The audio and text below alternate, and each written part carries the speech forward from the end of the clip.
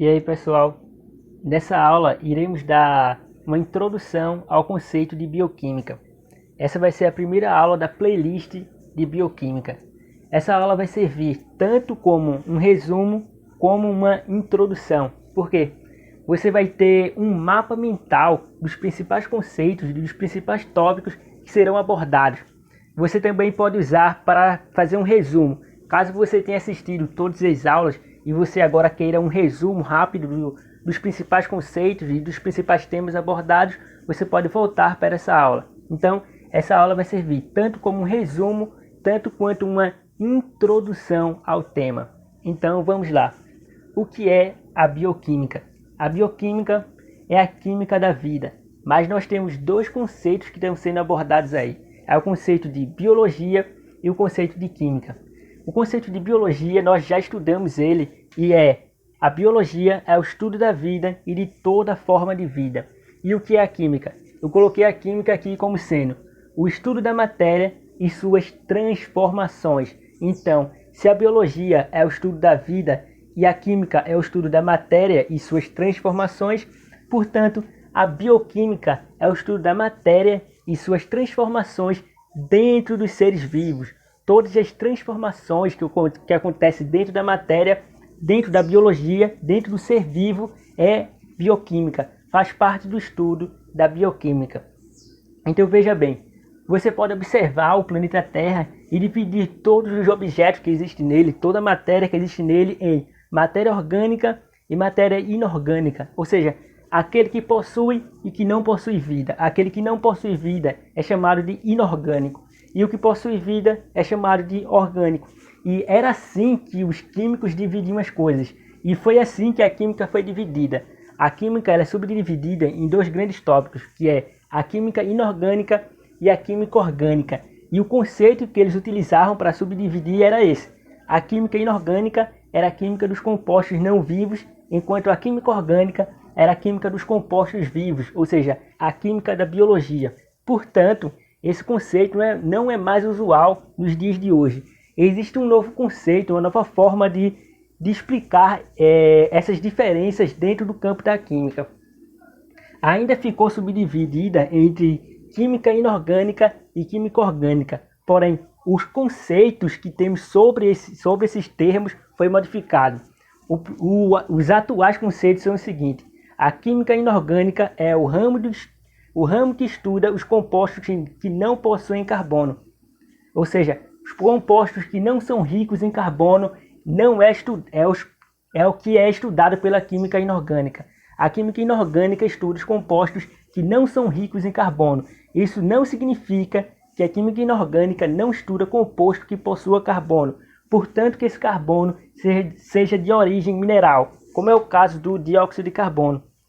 E tem a química orgânica, que é o ramo que estuda os compostos que possuem carbono, exceto os compostos de origem mineral.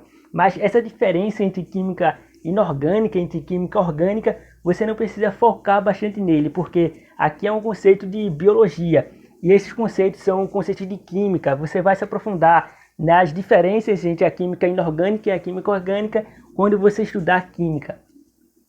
E aqui tem compostos. Eu trouxe aqui um mapa, um guia geral dos conceitos, dos tópicos que serão abordados nessa playlist. E é subdividido entre orgânico e inorgânico. Nos compostos inorgânicos nós temos água e sais minerais. Nos compostos orgânicos nós temos carboidratos, lipídios, proteínas, vitaminas e ácidos nucleicos. E nós vamos fazer um resumo de cada um deles para ficar melhor explicado. Compostos inorgânicos, ele vai ser o primeiro abordado. Vamos lá. Água. É indispensável à vida, é também a substância mais abundante em um ser vivo.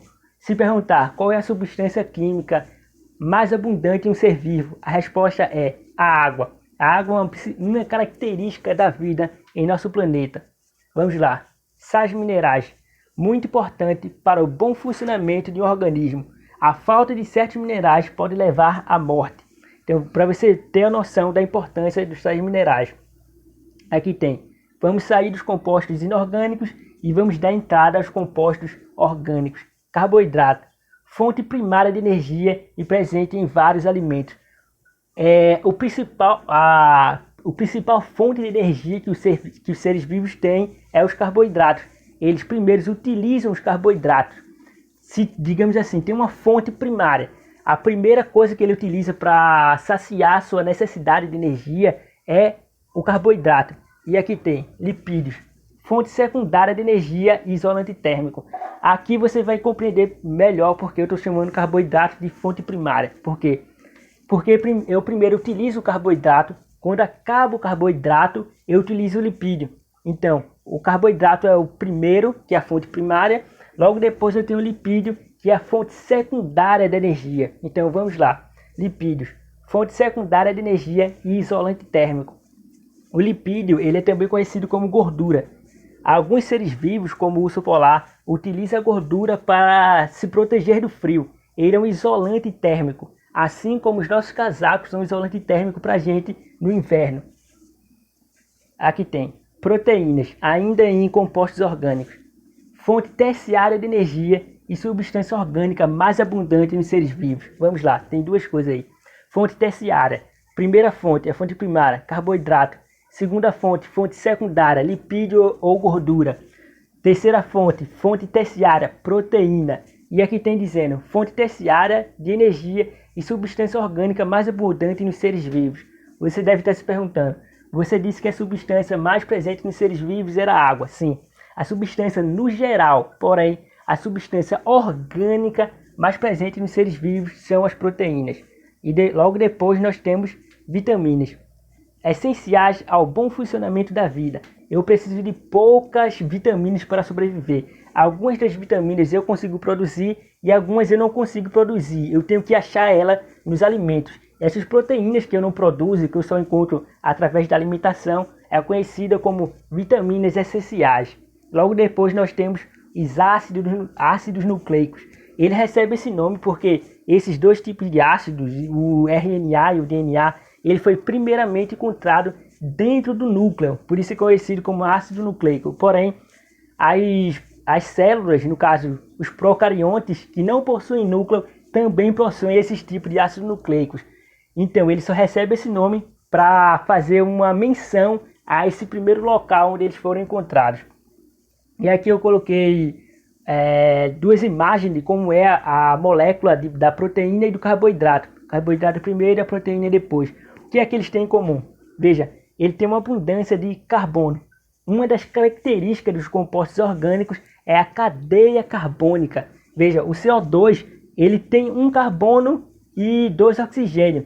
Beleza, é aquilo ali e pronto. Mas as proteínas dos carboidratos, eles formam uma cadeia carbônica. E essa é uma das diferenças dos compostos inorgânicos para os compostos orgânicos. Os inorgânicos, apesar de eles também possuírem carbono, eles não possuem uma cadeia carbônica, que é o que caracteriza os compostos orgânicos.